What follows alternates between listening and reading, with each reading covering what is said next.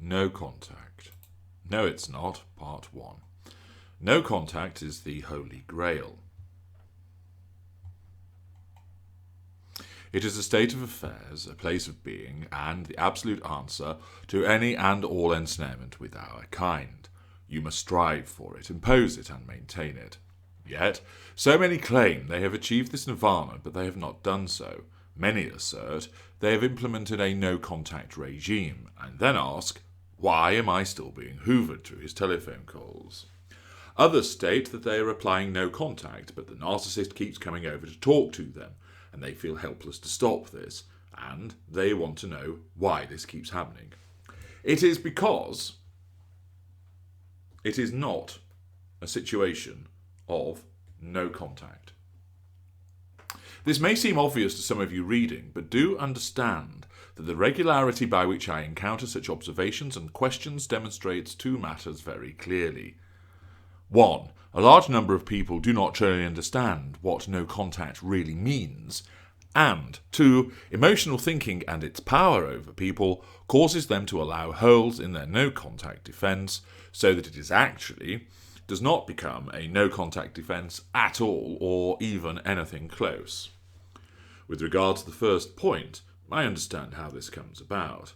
In part, it is because a number of commentators who advocate no contact do not understand themselves what no contact actually means. They also do not understand our kind, and therefore, if they do not understand narcissists, how can they on earth advise victims effectively with regard to no contact, and so much more as it happens, with regards to the narcissistic dynamic?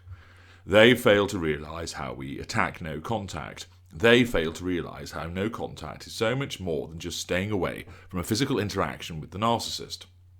Of course, some of these commentators have no actual experience with regard to our kind, and therefore they have no position of expertise.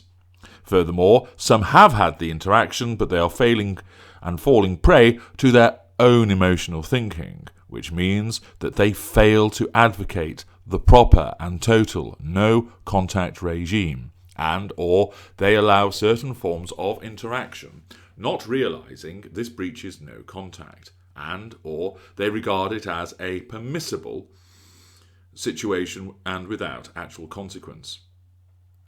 No contact is a serious matter.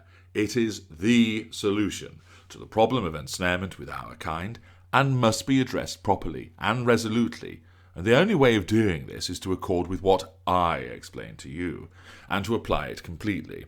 Nobody else is capable of giving you the absolute correct and proper information to ensure you are protected and able to march towards recovery with due expedience.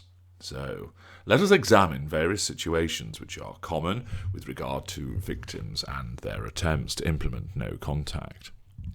This series will embrace a wide range of scenarios, thus enabling you to realize that you are, in fact, breaching no contact, and you may be surprised to realize that this was what you were doing, and moreover, what the consequences of such a breach are, whether you knew it was a breach or not. Let's begin with physical interaction with the narcissist, and by that, I am referring to a direct physical interaction whereby you are the narcissist, or rather where you and the narcissist are in the same space. You may find the following situations applicable. Number 1, physical interaction.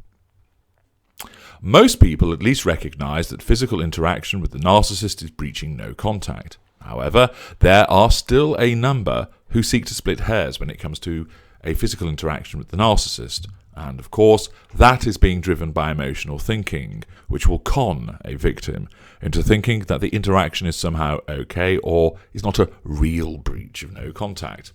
It's not okay, and yes, it is a real breach of no contact. The first golden rule of freedom is the most important one, hence it's the first. It's also the easiest one to remember, the easiest one to test your behaviour against, but often hard to implement, because of your emotional thinking wanting to feed your addiction to the narcissist by making you engage further with us. This rule is, once you know, you go, you get out and you stay out. Thus, you must consider your proposed behaviour, and if it offends this rule, then your proposed behaviour must not be executed, and anything which tells you that you should, tries to tell you to ignore this rule, tries to suggest it's somehow permissible to offend this rule, is a product of your emotional thinking. It is not acceptable. It is not permissible. It is not an exception. It is not a loophole, a merited deviation. It is emotional thinking, pure and simple. Accordingly, if you find yourself thinking, or worse, doing something whereby you will physically interact with the narcissist, or you are physically interacting with the narcissist, then you are breaching this rule. You are being controlled by emotional thinking, and you must not do it, and or you must halt the interaction. If you are intermittently spending time with the narcissist in some way, even if this is vastly reduced from the amount of time which you used to spend with the narcissist, this is not no contact. You are entering this narcissist sphere of influence. This causes a Hoover trigger, and therefore there is a risk that a Hoover, if the Hoover execution criteria, HEC, are met. You may think that it is obvious that a Hoover will occur if you are in the same physical space as the narcissist, but understand this, it is not a given. Yes, it often happens. After all, why would we reject such an easy opportunity to gather fuel from you? But there are instances where, even if you come to speak to us, let's say at a social gathering, and thus you cause a Hoover trigger, we will not execute the Hoover, i.e., we will either walk away or remain next to you but just ignore you, and thus there is no Hoover. Any same-space physical interaction with us breaches no contact. If you approach us to speak to us, even though you feel you are in control, you are breaching no contact. You are not in control, however, since you are breaching the first golden rule of freedom, and thus you are being governed by your emotional thinking by approaching us. If you are ambushed by the narcissist, for instance, you are walking down the road and you turn the corner and the narcissist is in front of you, or if the narcissist turns up unexpectedly at a corner, then no contact is also breached. If your emotional thinking has been lowered by a sustained period of total no contact, then you are highly likely to apply logic, which is get out, stay out. And the instance of being ambushed, you will actually just walk away as quickly as possible, or if cornered, you will ignore the narcissist and feel no problem at all in doing so. Any discomfort at such a response arises from your emotional thinking remaining high. Your emotional thinking will be trying to corrupt your empathic trait of guilt into speaking to us, or corrupting your empathic trait of decency, again, to be polite to us. When you have your emotional thinking low and under control, you will respond with logic, and that logic will mean you feel no guilt at ignoring us. It means you feel no compulsion to speak to us on the basis of being pleasant and civil. You will be cold, you will ignore us, and thus you will wound us, which incidentally acts to raise the Hoover bar, making a future Hoover less likely for a period of time. Thus, if you think it is acceptable to respond to the narcissist because he has ambushed you, this is a breach of no contact, and therefore must not be done.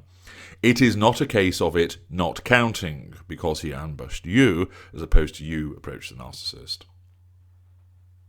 If you physically meet with the narcissist when handing over children as part of co-parenting, you are breaching no contact. You ought to look at utilising gatekeepers, third parties, or if the children are old enough, you can drop them at the garden gate and wait to ensure that they go inside the narcissist's house so that you know that they have arrived safely at their destination.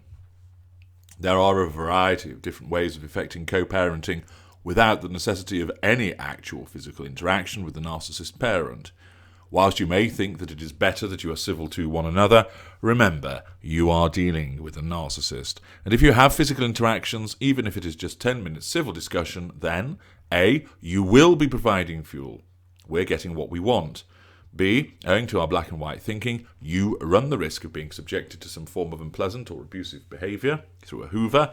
And C, you are increasing your emotional thinking by having this engagement. The increase in your emotional thinking could result in a loss of insight, with the consequential issues which arise from that. Other common instances that arise when people believe they need to have some form of physical interaction with the narcissist include I need to deal with the narcissist because I'm owed money by the narcissist. No, you do not need to deal with the narcissist. Get a third party to recover the money. Go to law. Often you end up having to do this anyway. Or write it off. Alternatively, I need to recover property from the narcissist or return property to the narcissist. No, you do not. You do not need to deal with the narcissist to address this. Again, involve a third party. Go to law. Forget about the property. Post it back to the narcissist. Have somebody else return it, etc. Or, I need answers from the narcissist so I can gain closure. No, you do not.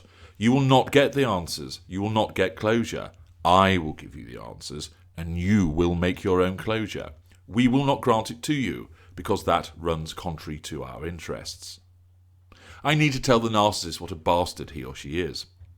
No, you do not. You are just giving challenge fuel to us. You are heightening your own emotional thinking and kicking the hornet's nest. But it feels good doing this. I've wounded him, I hear you retort. No, you haven't wounded the narcissist, actually. You gave the narcissist fuel. Yes, he may well have responded angrily, but that was not the result of wounding. That was the need for him to respond to put down your act of rebellion by challenging him.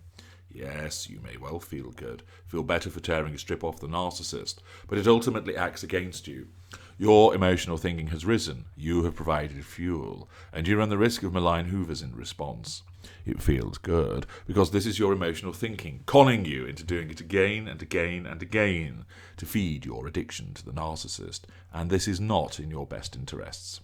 Apply the first golden rule of freedom, and you will see how you are breaching it. The sex is really good, and I may as well get something out of it. I don't want anything more than the sex.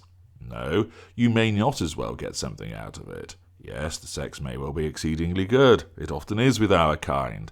But the thought process you are engaging is flawed, and the pleasure you get from engaging in repeated sexual engagement with the narcissist is dangerous. You are giving us what we want, fuel. You are feeding your addiction and maintaining your emotional thinking. You are exposing yourself to the potential for devaluation. You may think you have the upper hand. You may think you are using the narcissist. But this is just your emotional thinking at work again.